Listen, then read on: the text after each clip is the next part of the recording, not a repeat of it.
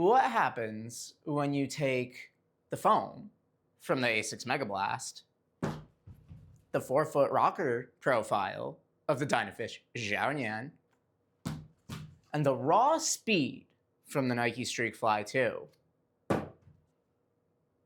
You would get the Skechers Aero Razer. If you wanna run with me, there's some things you got to know.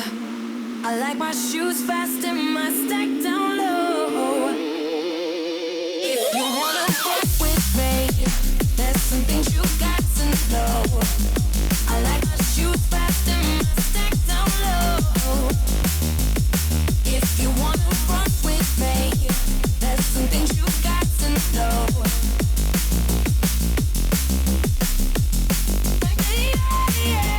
I'm beyond excited to get out for a run in this beautiful freezing rain weather in the Skechers Aero Razer.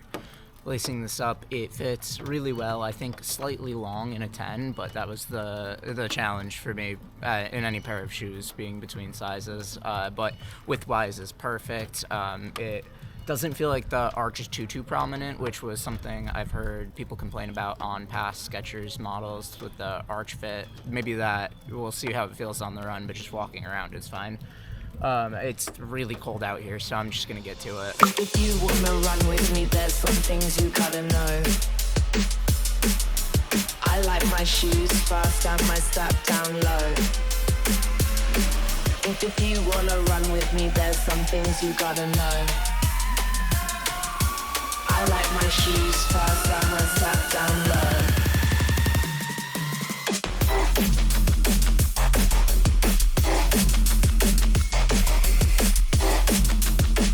Hey, we're about 4 miles in.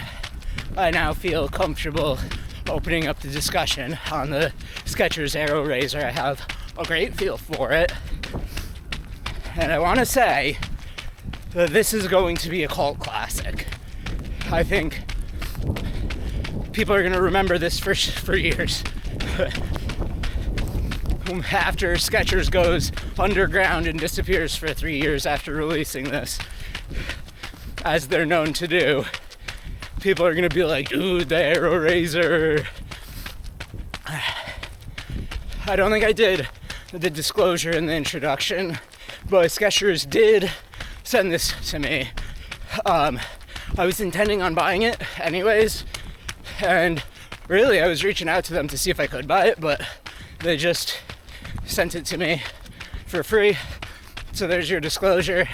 I don't have a fancy pre-written script yet for things like these, and I probably couldn't top Ed Bud's pre-written script, so I'm probably just gonna wing it each time. Speaking of wings, there's an H-wing plate in this shoe that people have been critical about in the past. That's the one thing so far that I can kind of understand being critical about, because the foam is very firm underfoot, but that works for me.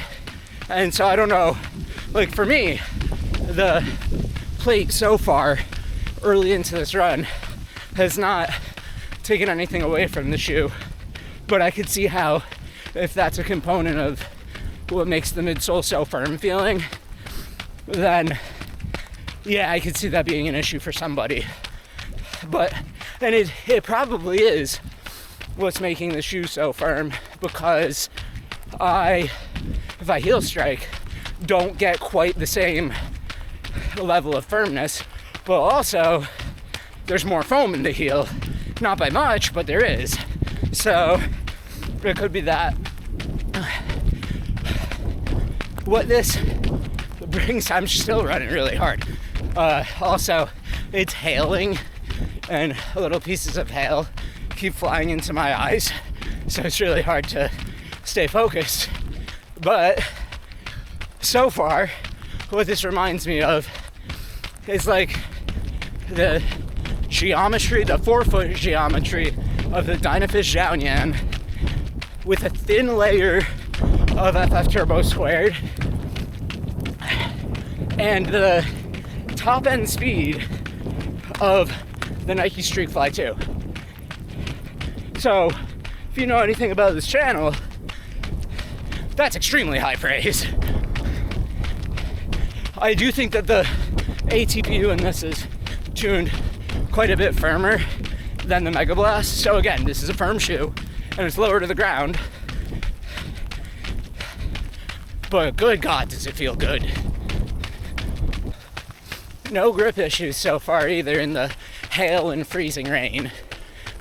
So, I mean, there's standing water that's really slick from being near frozen or frozen.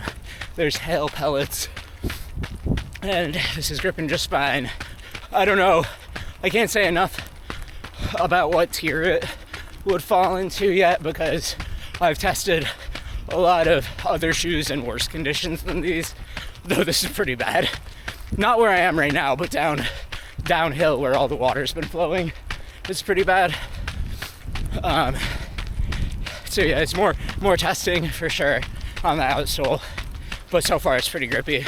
It's almost like this is the Saucony Endorphin Azzurra with the changes that I recommended in my videos on that shoe. It's like perfect. It's like perfect for me. This is some of the worst weather I've ever run in. Not quite the worst, but this hailstorm. The roads are now really iced over. I'm still grinding along though. The Aero Razer Goodyear outsole is hanging on. It's not perfect, but it's hanging on. This is messed up, guys. If you wanna run with me, there's some things you gotta know. I like my shoes fast and my strap down low. If you wanna run with me, there's some things you gotta know. I like my shoes fast and my strap down low. And we're back in the studio with the Skechers Aero Razer. And boy, that was quite the run. That was such a fun time. I was blasting some really quick miles. I was also slowing down for a little bit. I was going uphill, I was going downhill. I was setting up camera shots. I put this shoe through the test. Rochester, New York in the winter is kind of like a cold hell. And today was like the slippery, wet, ice rain version of that particular brand of hell. So, as a result, it wasn't the best conditions for enjoying yourself as a human being, but it was the best conditions to put a shoe to the ultimate test of what it means to be stable, planted, fast, sticky on the ground, and anything that you could throw at it to put the stress on the shoe. So that's the type of test I did today for the Aero Razer. It was 12 miles. I averaged around 8 and change per mile. That average is pretty stratified since I did a lot of really quick miles and shorter strides and some slower ones as well, and set up camera shots throughout. So that's the test in a nutshell. Before we get into the ride and all of the fun goodness in the Skechers Aero Razer, let's talk about the specs and materials. All right, specs. In the heel we have 36, in the forefoot we have 32 for a 4 mil drop. It is 211 grams on one foot and 209 grams on the other foot. So that's extremely light. The foam is a supercritical aliphatic TPU. The upper is a really, really nice material. It's just an engineered mesh, but it has a bit of structure to it. And the tongue feels very premium. It's soft. I watched an interview with a Skechers rep that said that it's a microfiber and it feels similar to a lens cloth. So I would imagine that that's accurate. The heel is minimally padded as far as the wider range of shoes goes, but it is still fairly padded for the weight that you're getting. The heel counter is semi-rigid. I mean, it's fairly rigid, but it's not without a little compliance. And it comes together nicely at the rear with this weird, like, shark fin type of situation, probably to hold the whole shoe together. The laces, as you can see, are serrated, and there's this little eyelet chain coming down on either side as they normally do, but this time it's made out of cordage, which did actually give me pause at first. And the reason for that is the serrated laces, while they still gripped onto the eyelet chain better than a normal pair of laces, like an old school pair of laces would, it wasn't quite as the serrated components, and the notches didn't have as much to grip on from these like cylindrical cords as they would with a more traditional eyelet chain. And I've also seen people, not on this shoe because this is new, but I've seen examples of people breaking off these type of eyelets in the past, and I've never done that myself. So they must be really wearing on their shoes, but that's a thing that can happen with this style of eyelet change. So I'm going to keep my eye on that. But still, the laces and the lacing system, you were still able to. I was still able to get a specific lockdown across each eyelet parallel, just not quite as customizable as if it were a different eyelet hole rather than the cordage. Such a minor thing. Yeah, and the heel was very comfortable, plenty of padding, no issues there. Lockdown was good. So that's the specs and materials. Oh, also, before we move on, there is an outsole made of rubber from Goodyear, and it is quite grippy in this slop apocalypse. And that brings us to the fit. Lacing up this shoe, I noticed that it was quite firm stepping into it. It also felt extremely planted, extremely grounded, and ready to rip. Even just walking around the house, I could tell this was going to be really fast. The rocker felt extremely pronounced in the house, like my foot was levitating off the ground almost in the forefoot. And yeah, it was a good feeling. I mean, obviously, this isn't a walking shoe and nobody should use it as a walking shoe. But while I was walking around the house getting ready to leave, that's what I was noticing from it. Of concern to me initially, based on some things I had read online about the arch fit in Skechers of the past, was that I was going to have potentially some pressure on my arch as a result of that arch support there. And it didn't seem super prominent to me. I didn't really notice anything like that, especially since going back to the materials, there is a gusset in the tongue, and the tongue is gusseted, and that's something that I don't always get along with myself, where I find that a gusset can pinch my midfoot and my arch particularly, and especially if there's a pronounced arch, and create sort of some forefoot tingling and numbness. That did not happen in this shoe, but that's something that I was concerned about once I was walking around the house in it. And the arch, not so much, but the gusset. And yeah, no problems there. It fit really well. I went with a size 10. I'm in between sizes, so I wear 9.5 in some shoes and 10 in others. Most of my newer shoes, I am migrating over to a 10 because I find that is a safer choice for me. I found that the Aero Razer was slightly long in a 10, but I'm sure that this was the right decision. So I know that there's not a cut and dry answer for you all. If you are true to size, I would say probably go true to size. But if you're on either side of the sizing spectrum, I did well with my half size on the high side, if that makes sense. That's fit. I do think it fits a little narrow in the forefoot, but again, if you're going towards the higher size of the sizes that you wear, that won't be an issue, and it was not an issue for me. And I don't think it would have been a problem in a 9.5, but again, I think that the 10 was more appropriate for me, and I made the right decision.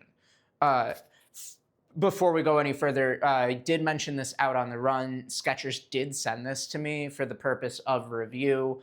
I would have bought it otherwise because this is one of the most exciting shoes that was announced at TRE for me personally. I really get along with speed trainers, for lack of a better term. Like, this is a daily capable speed shoe in the way that I experienced it today.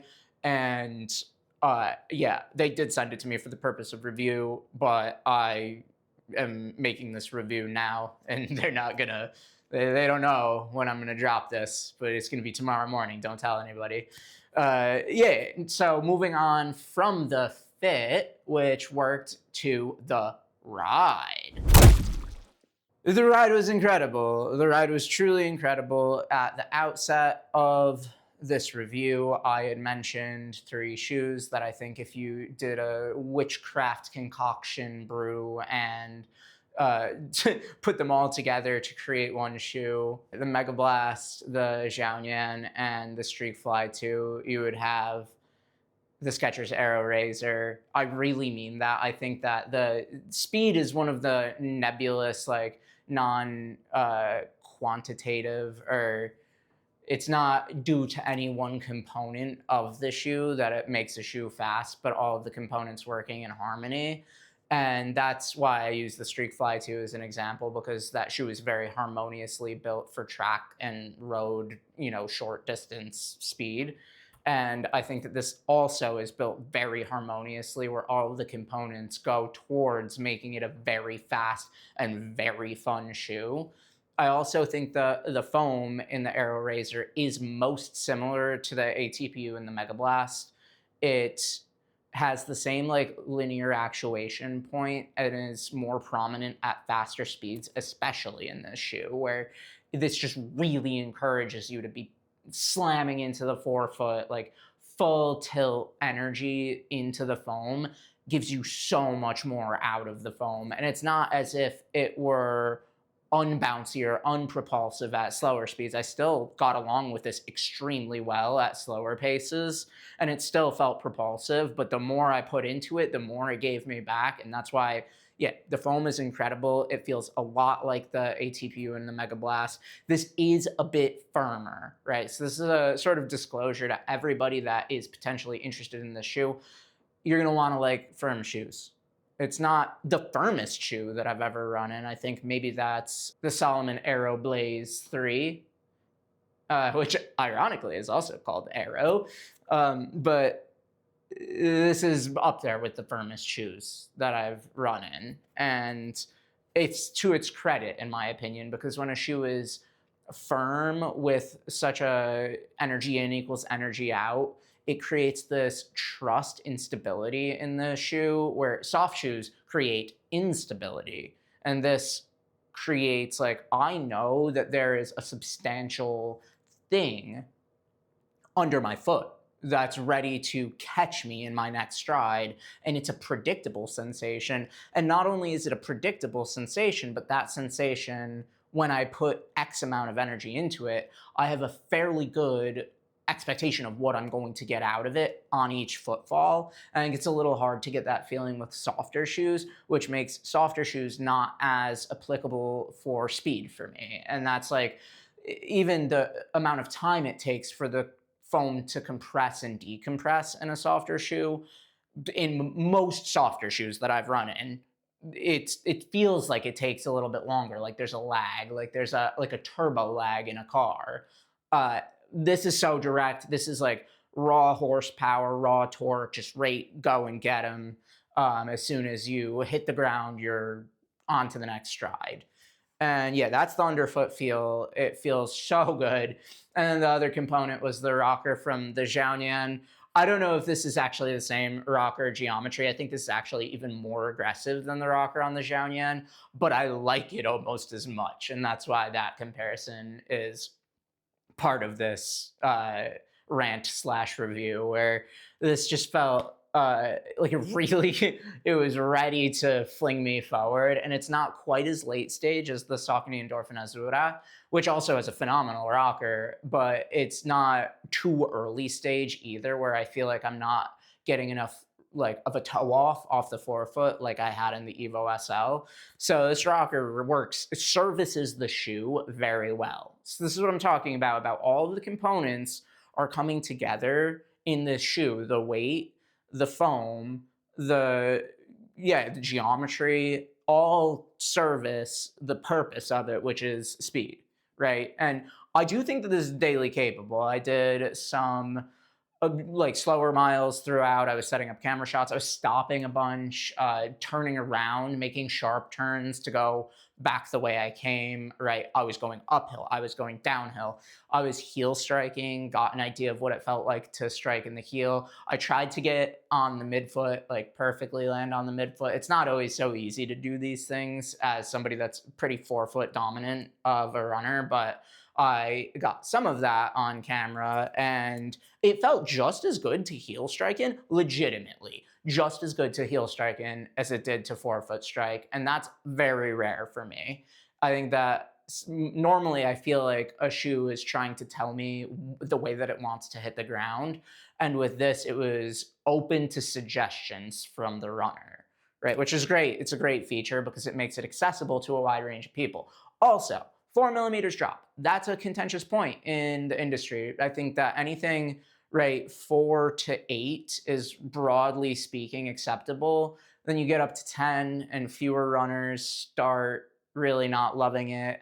And 12, I don't think people really want 12 millimeter drop shoes anymore, but I might be underinformed and maybe there's a demographic that I'm not really hearing from there. But I think that 4 is really on the low end of what people are interested in or want to run in regularly.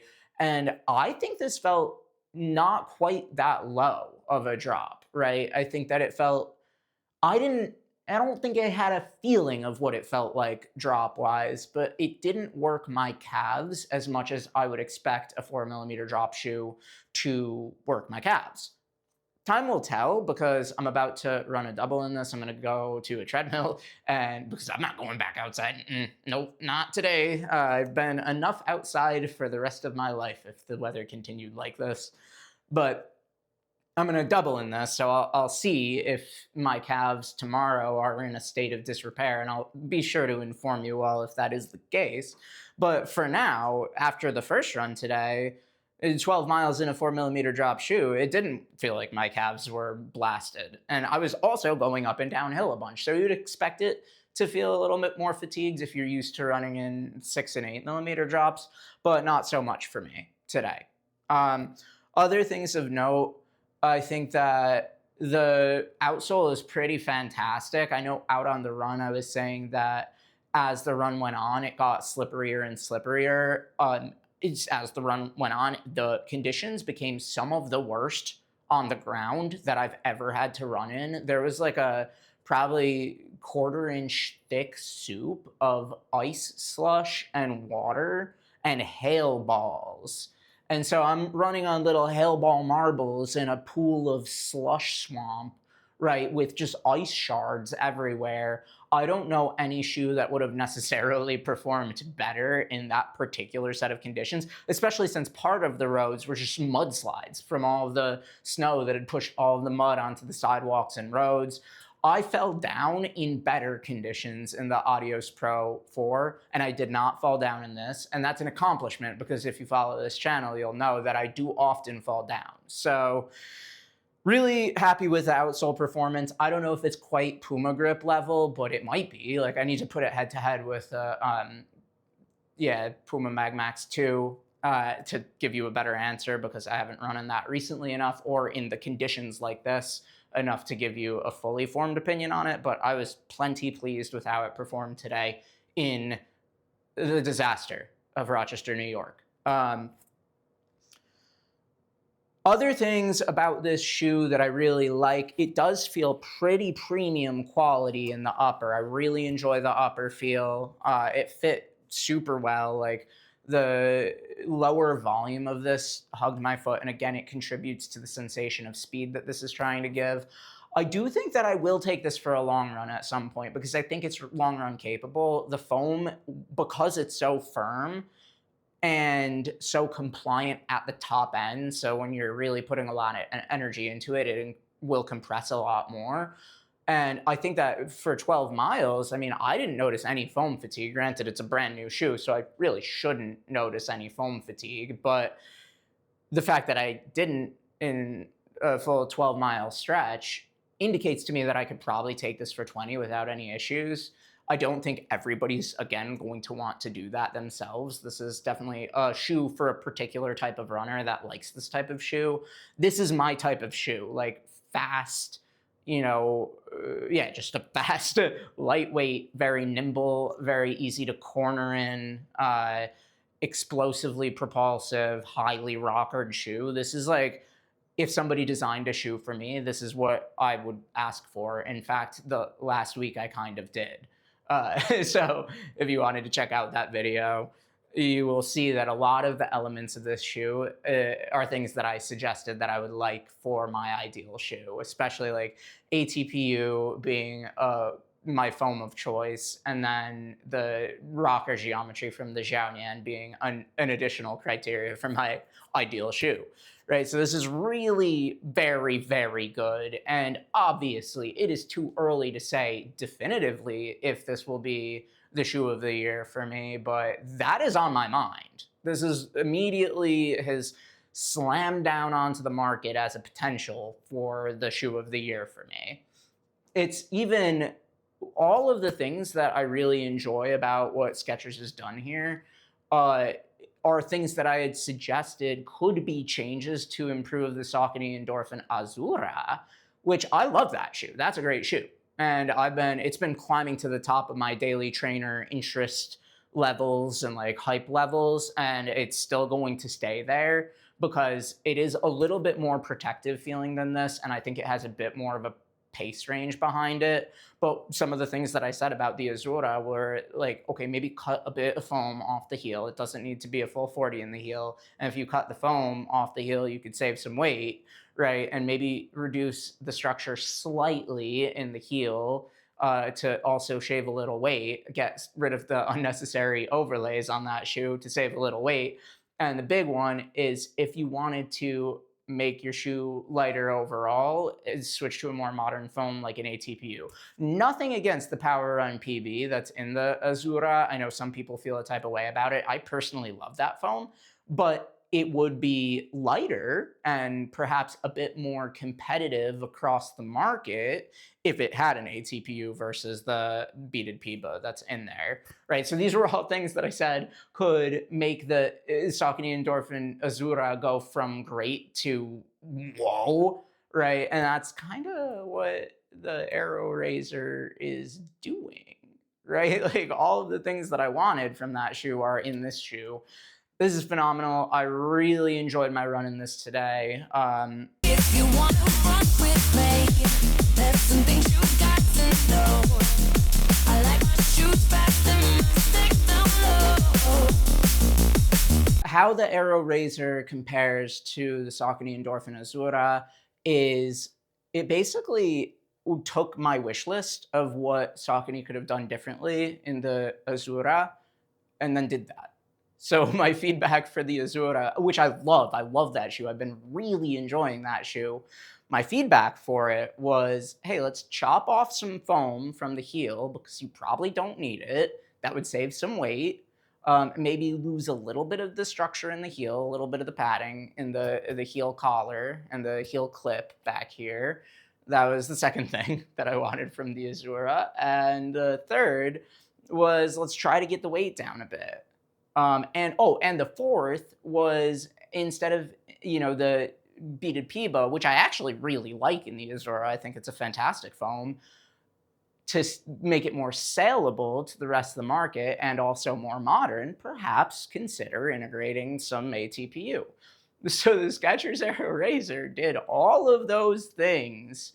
And yeah, man, I don't know. I'm really just jazzed about this shoe. It is so good. It was so fast feeling underfoot. I think the thing that I'm for sure uncertain about in this shoe is once the foam starts to degrade, which frankly, ATPUs take their sweet time to break down. They're very durable. But once it does start to degrade, I think that the H plate in the forefoot might start to create issues for comfort in this shoe. There's a couple other points of note. Probably most people are not going to want to use this as a long run shoe. I think that sort of goes without saying. I probably will be taking this for a long run test. Like I would love to see what this does at 20 miles. Maybe add some faster miles in the center of that long run to see just how far I could push the shoe. Because when I really like something, it doesn't matter to me if it's not designed for that type of run. I want to see what it does in that context, right? So I don't think it's for the long run. I don't think that everybody's going to totally identify with this as a long run shoe. But for me, it's, I really am curious to see how it does. Another thing to note is I don't think that everybody is going to get along with this shoe. I think that it's going to be one of those that's, it might not be a crowd pleaser. I think that you're either going to fall in love with it like I have, or it might just be okay for you. I don't think that anybody's going to hate it unless you are somebody who actually always hates speed trainers or like, workout shoes, up-tempo shoes, fast end of daily shoes. If that's not your category, if you like really polarized types of running shoes, like either you're in a racing shoe or you're in a Mag Max or a Max Cushion, big slow shoe, like a dinosaur, like a more V4 or 6 or whatever, then it's probably not going to be your type of shoe, but you probably wouldn't be watching this video if that were the case for you, because this is geared towards speed. I mean, it's a fast daily to potentially like track work. I mean, I really think that this could do a little bit of everything based on all of that which I threw at it today, which granted was not everything. I didn't do any outright sprinting, so I didn't get this below 6-minute pace, but I didn't actually look at all my paces, but I caught on my watch a few times that I got this down to 6:30, and I was hovering for my moving time somewhere in the 7s for the majority of the run. The overall average pace ended up being about 8 minutes per mile. So I got a big range of pace experience into the shoe today.